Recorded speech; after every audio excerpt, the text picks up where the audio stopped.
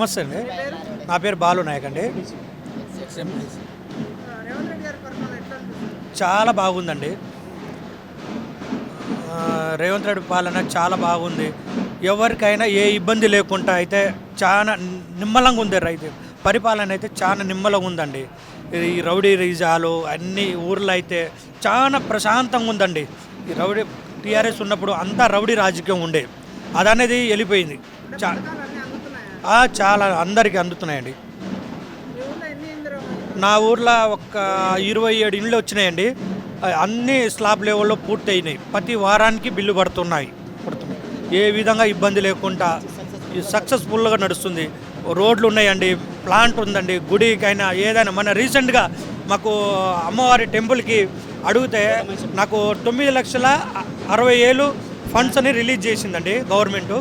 నాకు proceeding copy కూడా వచ్చింది.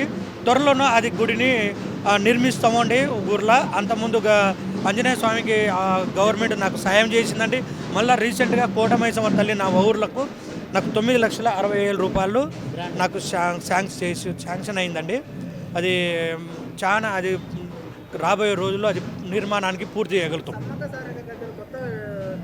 అదైతే చాలా బాగుందండి. మేమైతే ఫ్యామిలీతో పోతే ఆ బస్సులో తీసుకెళ్ళడం, మాకు ఆ పూజలు అయిపోగానే ఆడవాళ్ళని మళ్ళీ బస్సు నుంచి తీసుకొచ్చి చేర్చడం 50 కిలోమీటర్ ఏ ఇబ్బంది లేకుండా అదైతే చాలా బాగుందండి.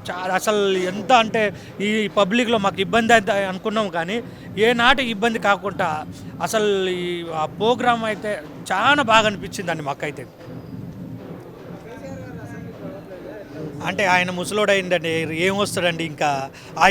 10 సంవత్సరాల్లో అంతా అయిపోయింది. ఆయనకు తెలుసు ఈ కొడుకు కేటీఆర్ గురించి బాగా తెలుసు, హరీశ్రావు గురించి బాగా తెలుసు, ఈ బోకర్ గాళ్ళని తెలిసి ఆయన నేను ఎందుకు అనిపించుకోవాలి చిన్న పిల్లోడితో, ఆయనకు తెలుసు కాబట్టి అసెంబ్లీ రాలేకపోతుండు.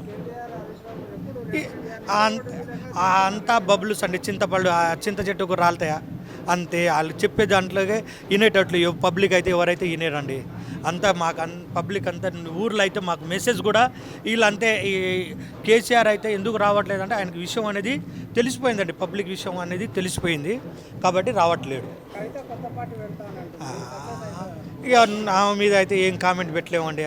ఆమె తండ్రికైనా అన్నకైనా ఎట్లా కావాలని చెప్తుంది.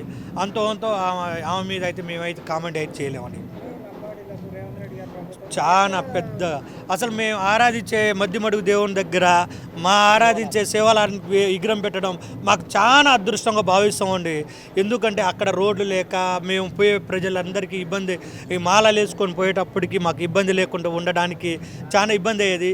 మా రేవంత్ రెడ్డి గారు వచ్చి మా అన్న తండ్రి స్థానంలో వచ్చి అక్కడ మా ఆరాధ్య దేవునికి విగ్రహం పెట్టడం చాలా సంతోషకరం అండి మాకు.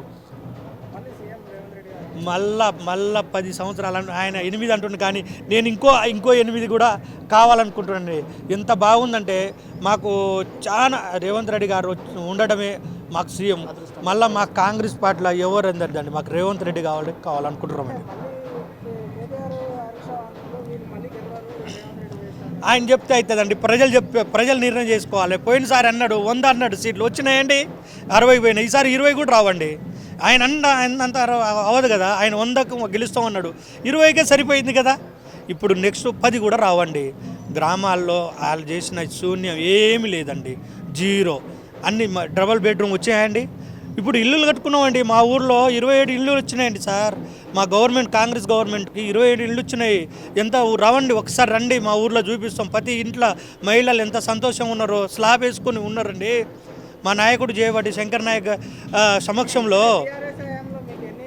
ఒక్క జీరో అండి. రోడ్లు లేవు, బాత్రూమ్స్ లేవు, అన్నీ ఇప్పుడు అందుబాటులో వచ్చినాయి. అవి ఓరోలేకపోతున్నారండి. వాళ్ళ మాటలు మేము నమ్మమండి. ఇప్పుడు ఏం చెప్పినా మాకు రేవంత్ రెడ్డి గారు ఏదంటే అదండి. మా రేవంత్ రెడ్డి గారు, మా లోకల్ మా శంకర్ నాయక్ గారు, మా ఎమ్మెల్సీ గారు గిరిజన బిడ్డ, ఆయన ఏదంటే అదండి. మాకు ఆయన అందుబాటులో నడుస్తామండి మేమైతే.